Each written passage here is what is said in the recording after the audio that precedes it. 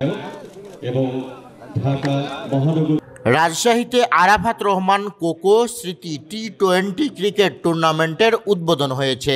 শনিবার বেলা 11টার দিকে রাজশাহী বিভাগীয় স্টেডিয়ামে এই টুর্নামেন্টের উদ্বোধন করা হয়।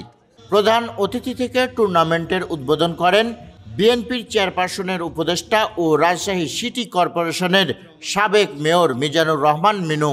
টুর্নামেন্টে উদ্বোধক হিসাবে উপস্থিত ছিলেন বিএনপির ক্রীড়া বিষয়ক সম্পাদক ও জাতীয় ফুটবল দলের সাবেক অধিনায়ক আমিনুল হক। টুর্নামেন্টে অতিথিবৃন্দু বলেন, বাংলাদেশে উদীয়মান খেলোয়াড় তৈরি ও ক্রিকেট দলকে এগিয়ে নিয়েছিলেন তিনি এখনও চির অম্লান। তিনি হলেন আরাফাত রহমান কোকো। খেলাধুলা হবে সুস্থ জাতি গঠনে অন্যতম মাধ্যম।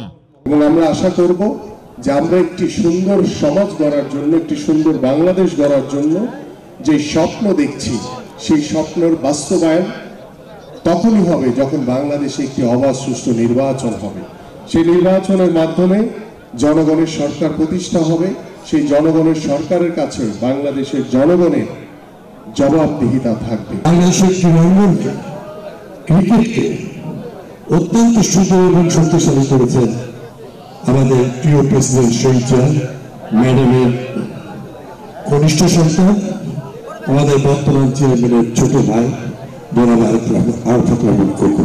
আজ রাজশাহী প্রমাণ করে দিল স্বৈরাচার সরকারের পরিবর্তনের পর, হাসিনা পালিয়ে যাওয়ার পর রাজশাহীতে প্রথম আরাফাত রহমান ক্রিকেট টুর্নামেন্ট উদ্বোধনের মধ্যে দিয়ে বাংলাদেশকে দেখিয়ে দিল নতুন পথের দিশারি নেতৃত্ব।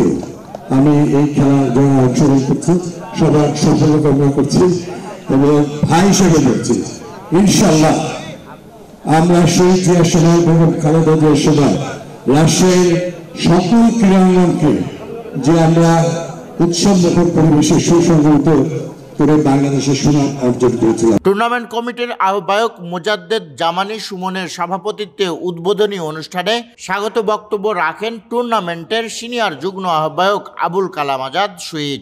এ সময় আর উপস্থিত ছিলেন কেন্দ্র বিএনপির ত্রাণ ও পুনর্বাসন সহ সম্পাদক অ্যাডভোকেট শফিকুল ইসলাম মিলন, জেলা বিএনপির সদস্য সচিব বিশ্বনাথ সরকার সহ বিভিন্ন পর্যায়ের নেতৃবৃন্দ। খেলায় মোট 6টি দল অংশগ্রহণ করছে। উদ্বোধনী খেলায় অংশগ্রহণ করে রাজশাহী সড়ক পরিবহন গ্রুপ ও কুমারপাড়া রাইডার্স। আব্দুল বাতেন, পদ্মা টাইমস।